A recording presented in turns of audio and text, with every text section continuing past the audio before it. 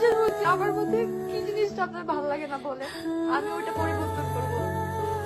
কি আমি শুকনো, আমাকে ভালো লাগতেছে, আমার কোনো ফিগারের প্রবলেম, আমি জিম করব, সমস্যা নাই, তাও আমাকে ছেড়ে যাইয়েন না। মেয়েটা অনেক শখ করে ভালোবেসে বিয়ে করেছিল। বিয়েতে কনের বিয়ের সাজ থেকে শপিং, সবকিছু যেখানে বরের দেওয়ার কথা সেখানে বরকে ভালোবেসে নিজেই সবকিছু বহন করেছিল, কারণ বরের সে সময় সামর্থ্য ছিল না।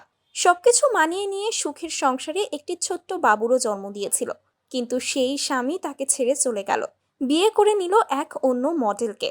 এত পর্দাশীল নারী তার সহ্য হচ্ছিল না। হ্যাঁ ভিউয়ার্স, চলুন ঘটনার বিস্তারিত কাহিনী জেনে নেই। আজকে পেয়ে এত খুশি ছিলাম যে আমি এত ভালোবাসা কখনোই কারো কাছ থেকে পাই নাই। আমার সম্পর্কে এর আগেও অন্য মানুষের সাথে ছিল, আমাকে কেউ এরকম ভালোবাসে নাই। মেয়েটি উচ্চশিক্ষিত, সুন্দরী এবং আর্থিক অবস্থাও খারাপ না। নাম সুমাইশা তিথি, যাকে সোশ্যাল মিডিয়ায় সকলে মাশাল্লাহ আপু নামেই বেশি চিনে। গতকাল রাতে লাইভে এসে সে নিজের স্বামী নেওয়াজকে নিয়ে সমস্ত তথ্য ফাঁস করেছে। স্বামীকে ভালোবেসে বিয়ে করেছিল। বিয়ের পর সে বারবার করে চেষ্টা করেছে কিভাবে তার স্বামীর মন মতো হওয়া যায়।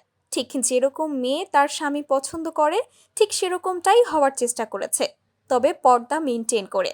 কিন্তু তবুও স্বামী পরকীয়া করে বেড়াতো, কিন্তু ভালোবাসার খাতিরে স্বামীকে ছাড়তে পারতো না সে।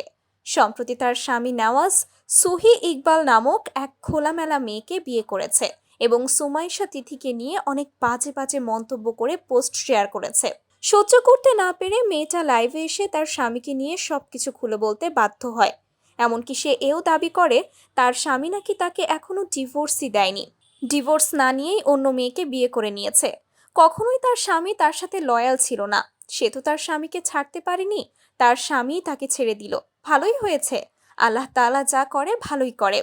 এরকম একজন মানুষ জীবনে থাকার থেকে না থাকাই ভালো। তো ভিউয়ার্স, সুমাইশা তিথিকে নিয়ে আপনাদের কি মন্তব্য কমেন্ট করে জানাতে ভুলবেন না।